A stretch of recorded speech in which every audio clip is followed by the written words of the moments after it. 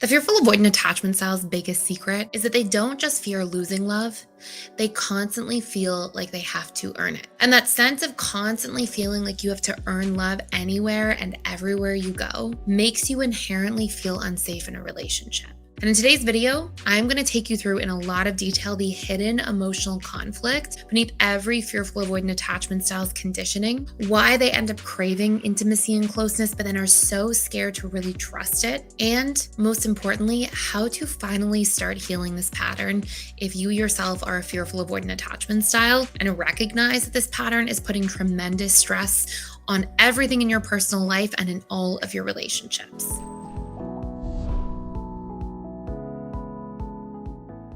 So we're going to cover three main things here. The very first thing is that fearful avoidants essentially believe all the time that they have to earn worth and earn love. And I want to just take this back to the very beginning. Fearful avoidants usually grow up in an environment where they confuse and intertwine love as being both a good thing and a terrifying or hard thing. And if you grew up, for example, as a fearful avoidant attachment style, you know that one of the overarching themes of your childhood and all of your conditioning is chaos. This can range in a lot of different ways. This could look like having a parent with severe mental health issues. This could look like a parent who's in active addiction, who's currently an alcoholic or struggles with drug use, or at least did throughout your childhood. This could even look like having a parent, for example, or parents when you grew up who are constantly fighting and you were always put in the middle at a young age.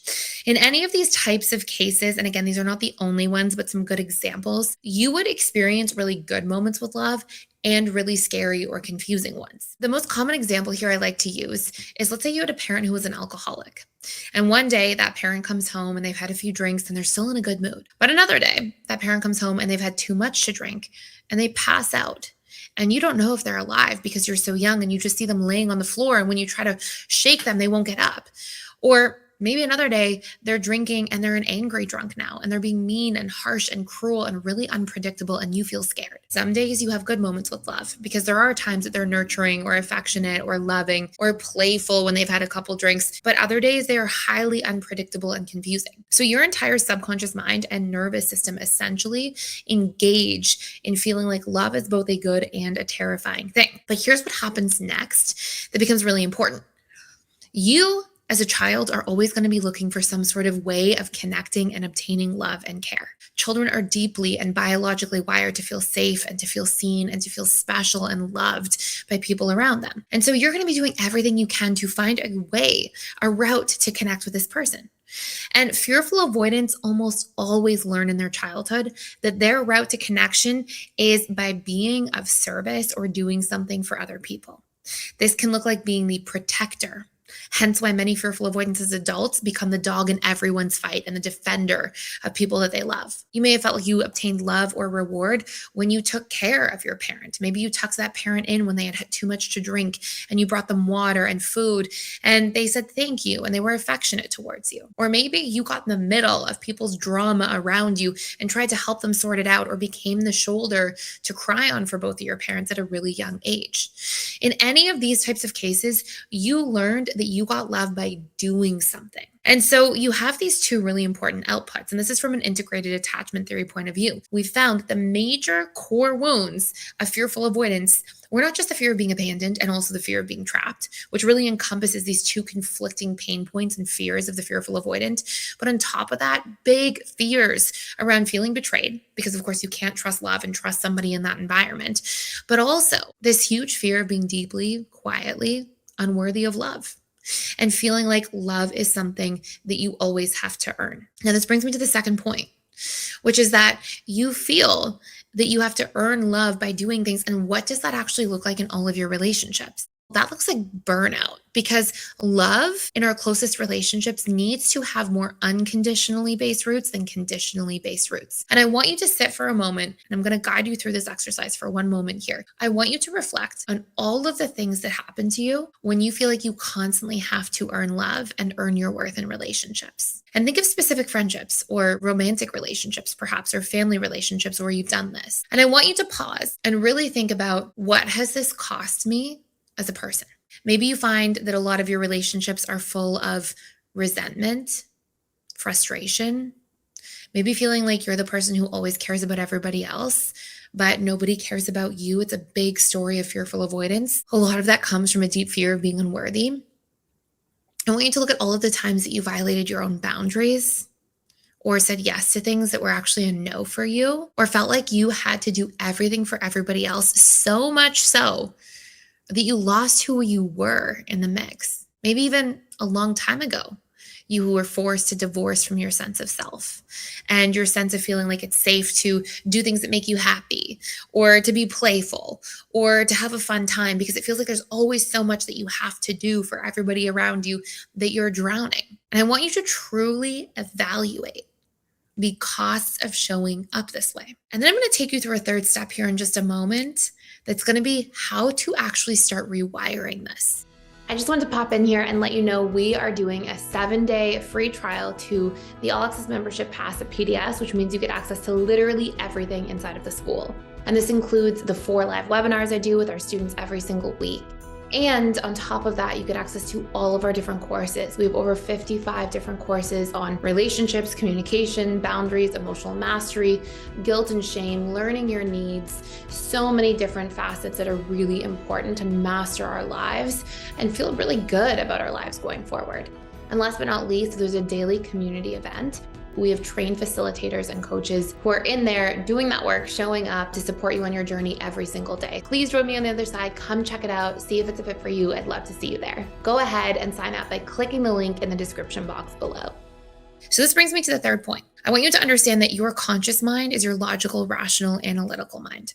And your subconscious mind is your conditioned self. It's the warehouse of all of your conditioning and behaviors and beliefs. And it's running 95+% of all of your choices and emotions and actions on a regular basis. Your subconscious mind is the one causing you to keep earning your worth. Nobody's consciously waking up in the morning and being like, oh, today I'm going to choose logically and rationally to keep putting myself last and trying to earn my worth from everybody and believing that I'm unworthy and not trusting myself or the environment or other people. Like, nobody's choosing that, right? You would never choose that if you actually had a choice. It's been imprinted at a subconscious level, and now you're playing it out on autopilot, on repeat, because that's what our subconscious mind does. So here's what's really interesting. This is a really easy exercise. It's very simple. It's really an introductory rewiring tool. And so much of how we make choices is based on stored emotional association. So if we feel, and we've been conditioned repeatedly over time to feel like something is more good than bad, then we keep choosing it.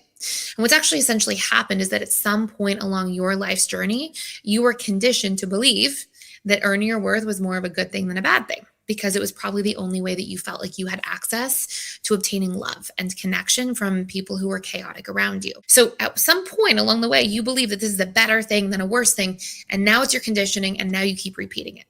But we have to recalibrate these stored emotional associations. This is part of how we actually create subconscious change, which, unless we're engaging the subconscious mind in the process, change is almost not possible, okay?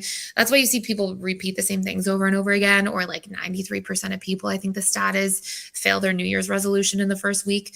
It's because unless you engage your subconscious mind in the process, you'll just keep cycling through old behaviors. So here's what I want you to do. I want you to sit down. I want you to come up with 20 costs of repeating this pattern, 20 costs of always earning your worth, feeling like you have to earn love. And then I want you to ask yourself, what would I do instead? And maybe it would be something like have actual boundaries, or make sure that I communicate my needs and allow myself to receive, or that I practice receiving love and care from other people. And once you've decided what you want to do to disrupt that cycle, what you want that output to be for you in one sentence, I want you to write out 20 benefits to living your life like that. And every time you write a cost of doing these same old things and a benefit of doing something different, like actually practicing receiving, or making sure that you have boundaries instead of constantly earn your worth, or making sure that you practice communicating your needs so people can be there for you too.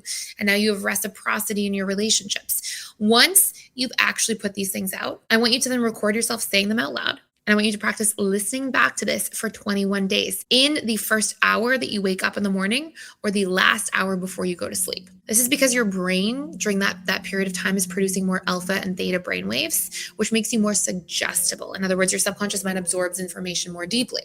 And this fast tracks some of the traditional 63 days we'll see to really create new behavioral patterns or cycles, because you are in this suggestible state. And especially because these are usually things that are more subconscious rather than unconscious. What I want you to do is listen back in the first hour that you wake up to all the costs of the same old pattern and all the benefits of doing something different here.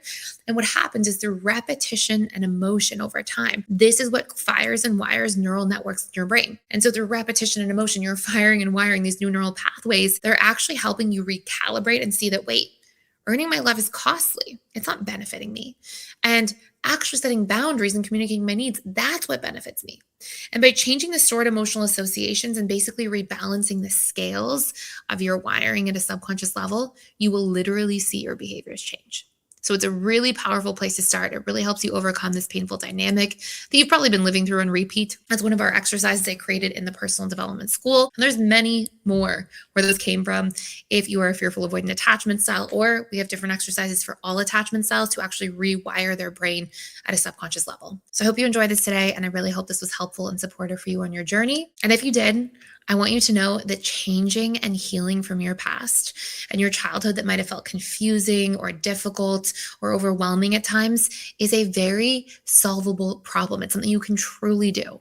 And you can shed all of those layers of conditioning and pain that you may have been carrying for a very long time that probably had really big costs to your life as a whole. And when you begin healing some of that internalized shame and fear beneath a lot of those push-pull cycles, you can truly find relief in your life and love for yourself, because a lot of those things are also blocking you from loving yourself. And if you didn't know this already, this is what I was. I was a fearful avoidant attachment style. And a lot of these exercises that I'm sharing with you are things that I created through the process of all of my own education and learning, and then applying these things to myself first, and then working with tens of thousands of people over the last 14 years or so to really support them on healing their attachment style too. And I just truly want you to know it's a super solvable problem and you can absolutely do it. So that's it for today. I hope you subscribe to this channel if you enjoyed this video, and I can't wait to see you in the next one.